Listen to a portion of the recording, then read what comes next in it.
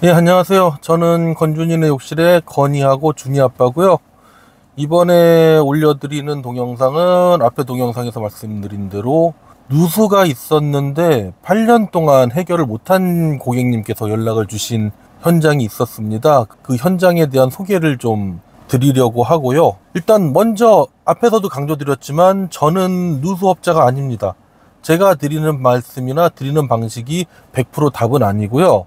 누수가 발생했을 때는 반드시 누수업자분에게 진단을 받으시고 누수업자분이 해결할 수 있는 범위면 바로 해결을 하시든지 아니면 좀 더 손이 많이 가면 저 같은 욕실 리모델링 업자한테 연락을 하시는 게 맞습니다. 어떤 개인적인 진단이나 감으로 진단하는 거는 누수에서는 큰 의미가 없다라고 저는 생각을 하고요. 사람이 투시 능력이 없는 이상 어디서 새 들어가는지 보이지 않는 거를 확인할 수는 없어요. 하지만 이번에 동영상을 올리는 이유는 8년 동안 고생하신 그 내용이 있었는데 그걸 어떻게 진행했는지를 공유함으로써 다른 분들이나 저같이 업자분들이나 고객님들한테 좀 도움이 됐으면 하는 생각에서 올리게 됐습니다. 일단 첫 번째 동영상이고요. 내용이 너무 길어지니까 좀 나누라고들 하시더라고요. 그래서 일단 첫 번째입니다. 이 고객님한테 연락이 온 게 제 기억에 제가 주말에 머리 깎고 있는데 전화가 와가지고 연락을 받았는데 8년 동안 업자 3분이 해결을 하러 오셨는데 해결이 안 됐다고 그러시더라고요.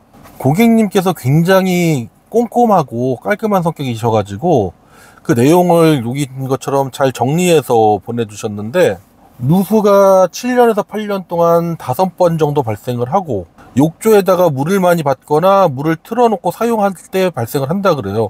원래 누수는 일반적으로 굉장히 미세한 틈을 통해서 발생되는 게 일반적이어가지고 배관에 구멍이 나지 않는 이상은 뚝뚝 떨어지는 게 맞는데 요 사진처럼 물이 순식간에 아래층에 뚝뚝 떨어지는 그런 식으로 발생을 했다고 하더라고요.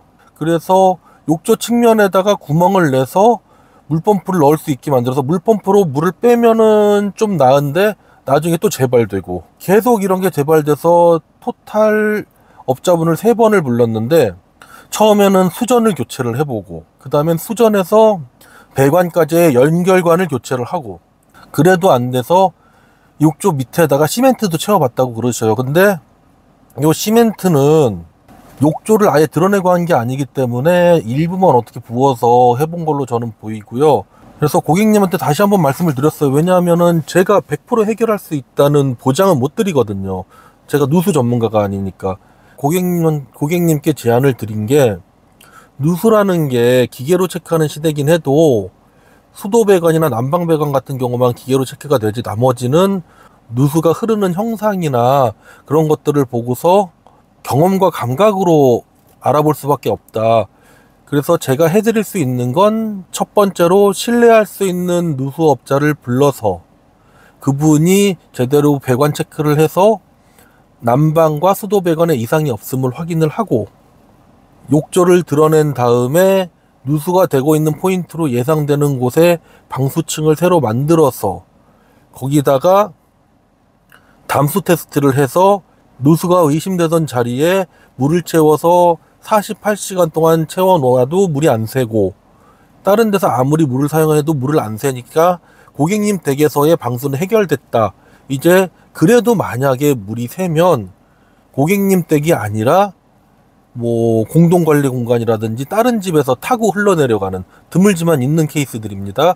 그걸로밖에는 판단이 안 되니 고객님의 책임 소재는 최소한 없애드리겠다까지 말씀을 드렸어요. 그리고 고객님이 저한테 의뢰하신 가장 큰 이유가 단순하게 그냥 지금까지 해온 것처럼 뜯어서 막아보고 끝내는 게 아니라 제대로 공사를 해서 큰돈 주고서 욕실 사진만 봐서는 잘 모르실 수도 있겠지만 8년 전에 포세린 욕실을 저 정도 퀄리티로 했다는 거는 진짜 그때 당시 최고급으로 하셨다는 건데 큰돈 들여서 예쁘게 만든 욕실을 보기에도 예쁘게 마감을 하고 싶다라고 말씀을 하셔서 저한테 의뢰를 하시게 됐어요.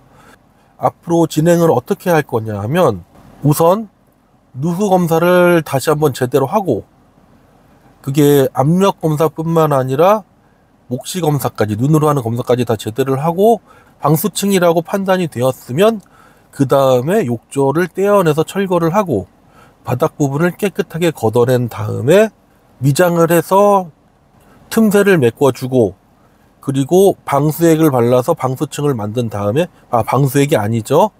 방수제를 발라서 방수층을 다시 만든 다음에 방수제의 사양대로 담수 테스트가 가능할 때까지 경화를 시키고, 그 이후에 48시간 동안 물을 담아서 담수 테스트를 해서 아랫집에 물이 떨어지지 않는다는 것을 증명을 하고, 그리고 나서 마지막으로 타일 시공이랑 욕조를 재시공해서 예쁘게 마무리를 지어드리는 걸로 이렇게 시공을 하겠다라고 말씀을 드렸고요.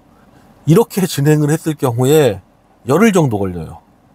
그리고 비용은 일반적인 덧방 욕실 한 칸 풀로 하는 비용하고 크게 차이가 없습니다.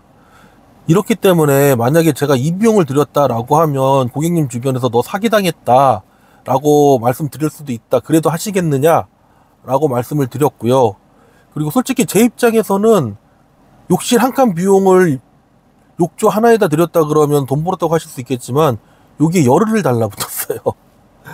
이게 뭐 제 욕심도 있긴 했는데 최대한 노력해서 해봤습니다. 오늘은 여기까지 하고요. 다음에는 어떤 식으로 진행했는지 하나하나 짚어가면서 말씀드리겠습니다. 감사합니다.